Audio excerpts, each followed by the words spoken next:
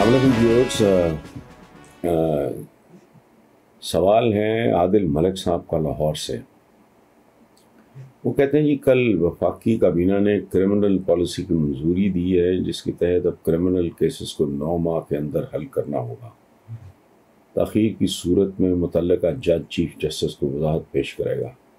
سر، اس اقدام پہ حکومت بے شک تعریف کے لائق ہے، لیکن کوئی ہمارے ملک میں انصاف کا حصول انتہائی مشکل ہے۔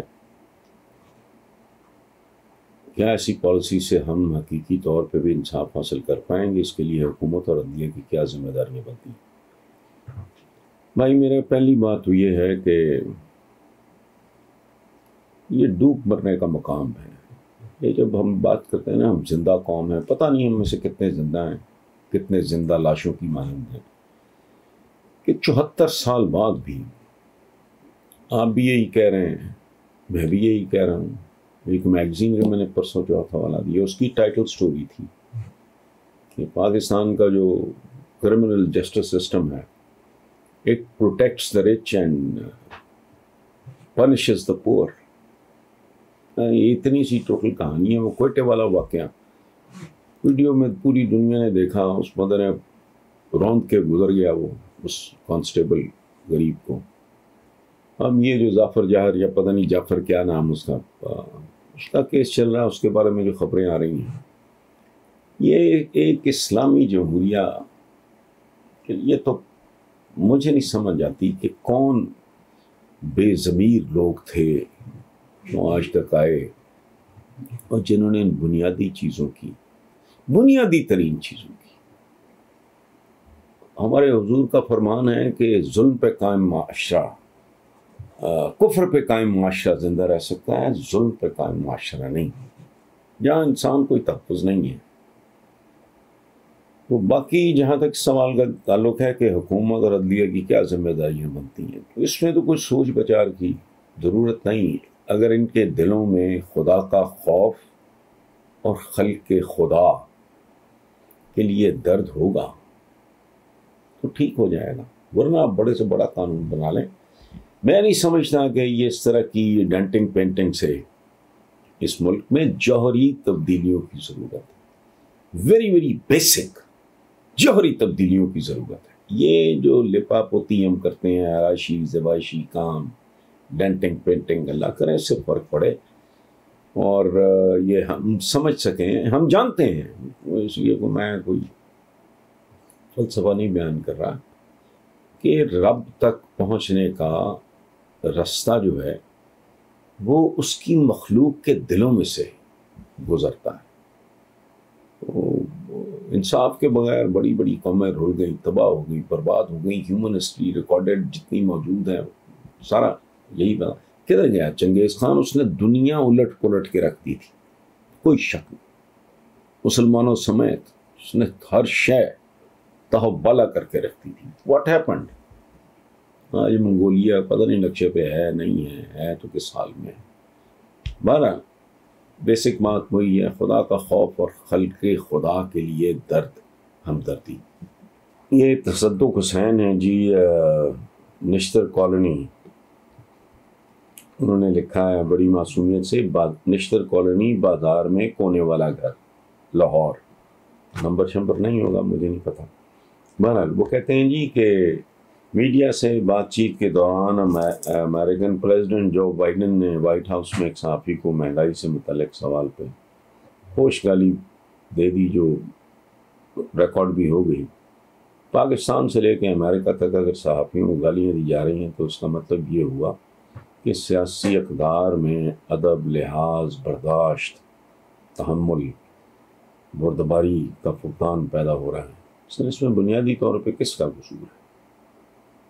کیا سیاسیات اور اخلاقیات الگ الگ چل سکتی ہیں؟ تصدق حسین صاحب، یہ چل سکتی ہیں نہیں، چل رہی ہیں۔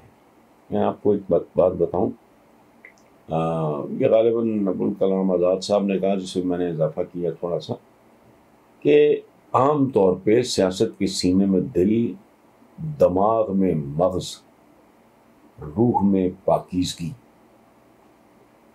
اور ظرف میں کشادگی نہیں ہوتی۔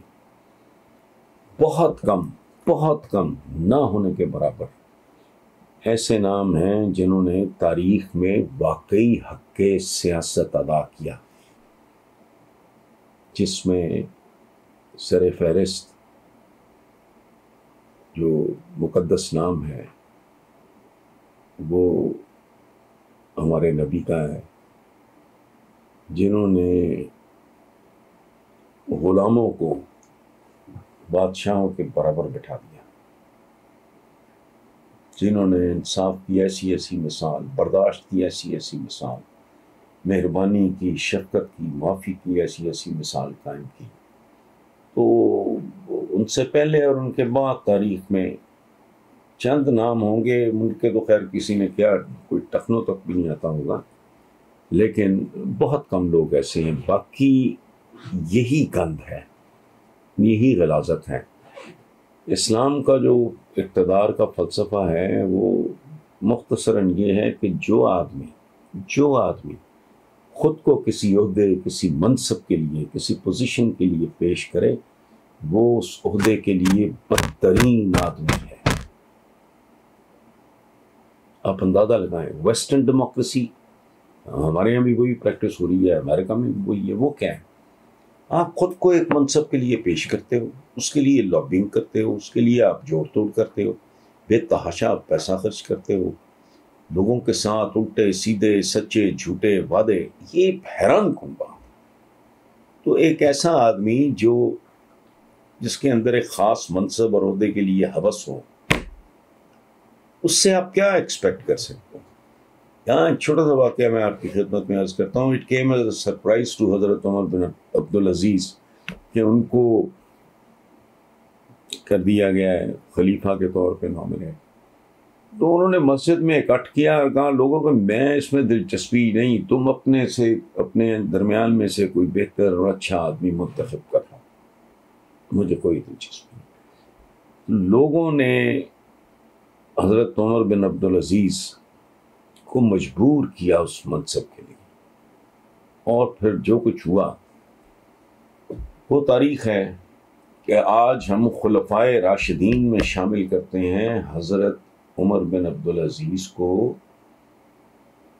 جن کا تعلق بنو امیہ سے تھا، جنہوں نے بنیادی طور پہ اسلام کے اندر جو خلافت کا جو تصور تھا، جو اسلامی جمہوریت تھی، اس کو انہوں نے ملوکیت میں، یعنی آپ سمجھ لیں بادشاہت میں تبدیل کیا۔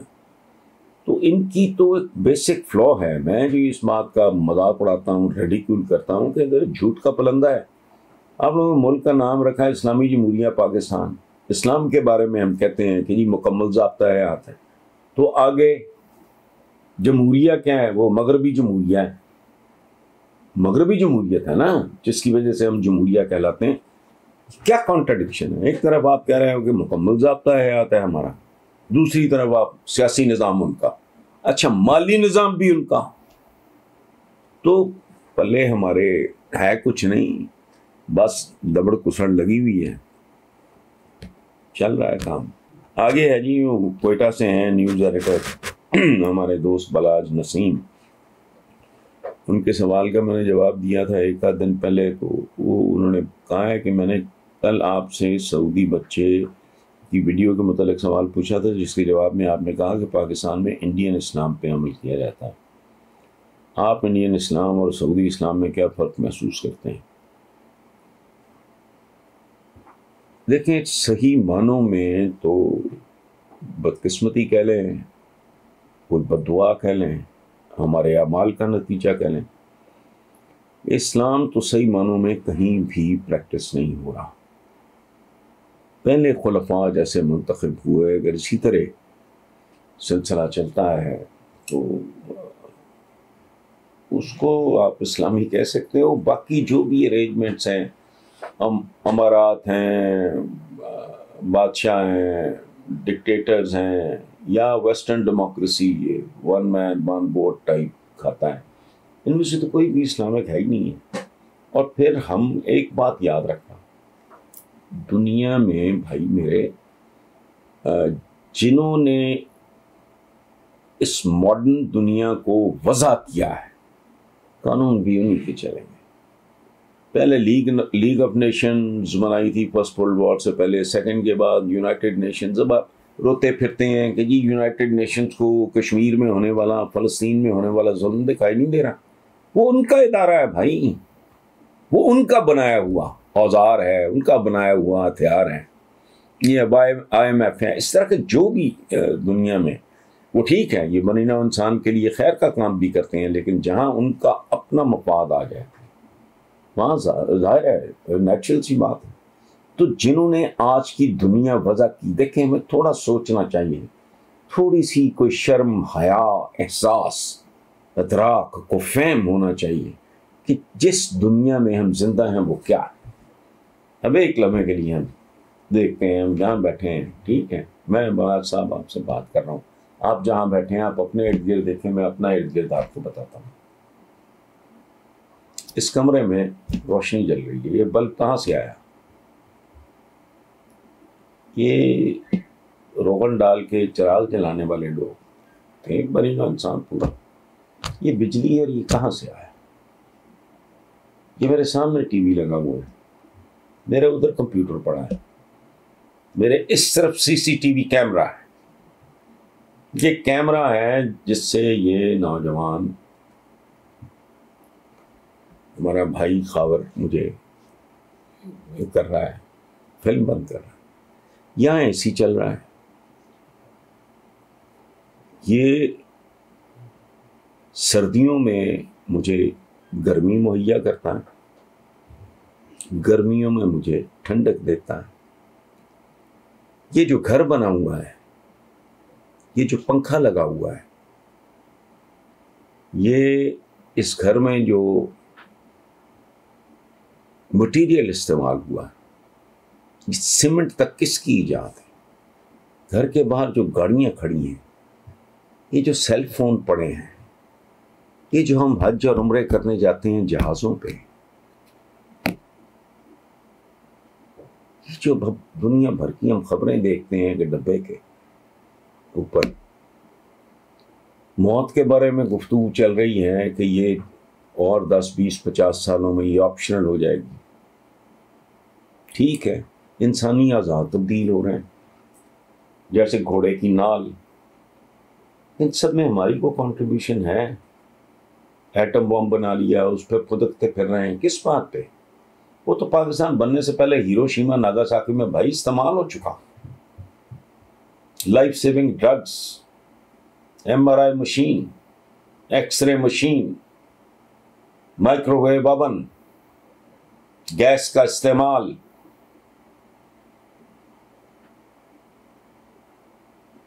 موسم کے بارے میں پیش گوئیاں، کس کس چیز کا نام ہوگا؟ اچھا، پھر عجیب و غریب قسم کی سائنسز. وہ تو یہ تک کہہ رہے ہیں کہ آج سے 2000 4000 5000 سال پہلے ہینیبال اور الیگزینڈر وغیرہ کی تصویریں بھی آ جائیں گی. پھر کیا کریں گے؟ تو جنہوں نے جس دنیا کو یہاں تک پہنچایا ہے، یہ کو ریل مذاق ہے. یہ گڈوں پہ پاکستان بننے کی 14 اگست پہ بلیک اینڈ وائٹ کچھ چلتی ہے فوٹیج، کبھی دیکھا کریں. گڈوں پہ، گھوڑوں پہ، گدھوں پہ، اونٹوں پہ سواریاں کر، اب کدھر پہنچا دیا انہوں نے کام سارا. گیس اپنا بھاپ دیکھ کے ایک گورے کو خیال آیا کہ یار یہ میری دیگچی کا ڈھکن الٹ دیا ہے، اس کا مطلب اس میں طاقت ہے.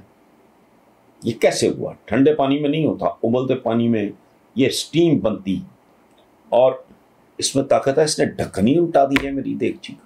اس کا مطلب ہے اگر بڑے پیمانے پہ ہم سٹیم، میں بالکل آپ کو سادہ ترین لفظوں میں سمجھا رہا ہوں کہ ہم بڑے پیمانے پہ اگر سٹیم بنا لیں گے، بھاپ، اس سے تو پھر لوہے کے ڈبے بھی چل سکتے ہیں. یہ ہوا تو ٹھنڈے دل سے ہمیں سوچ لینا چاہیے کہ انڈین اسلام اور سعودی اسلام کی بات نہیں میں کر رہا. اسلام، Muslim world and non Muslim world, ٹھیک ہے. اچھا، فرق اتنا ہے کہ مثلاً وہاں ہمارے یہاں تو ہمارے آقا نے، حضور نے منع کیا کہ میری قبر کو بھی پوجا پاٹ کا بنا. ہم کیا کرتے ہیں؟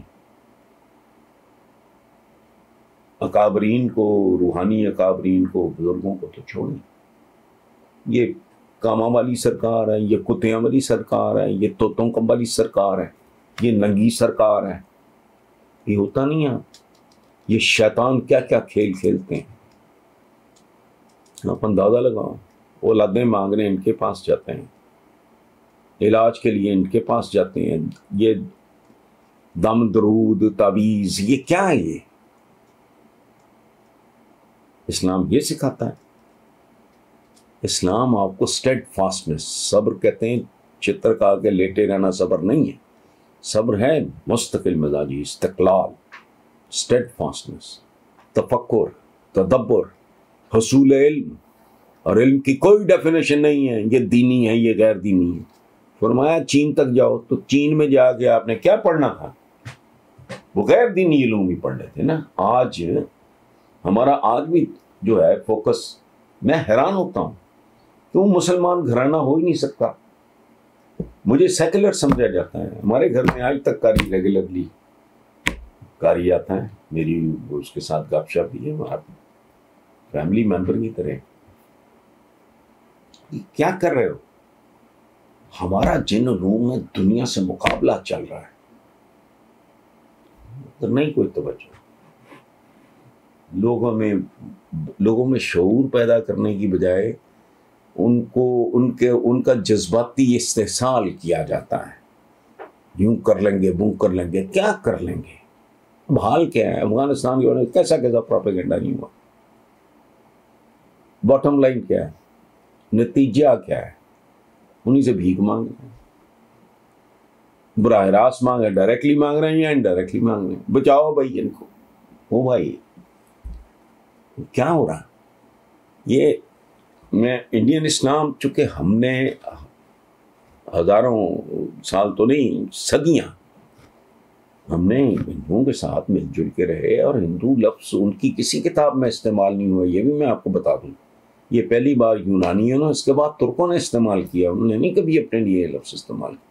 ان کے ساتھ رہے. اور جب آپ اکٹھے رہتے ہو تو ایک دوسرے کے کلچر کو انفلوئنس کرتے ہو، رسوم و رواج. ہم نے اپنے بزرگوں سے سنا، میں تو پاکستان بننے کے بعد پیدا ہوا، تو ہم نے اپنے بزرگوں سے سنا کہ بھی دیوالیوں میں ہم ان کے شرکت کیا کرتے تھے.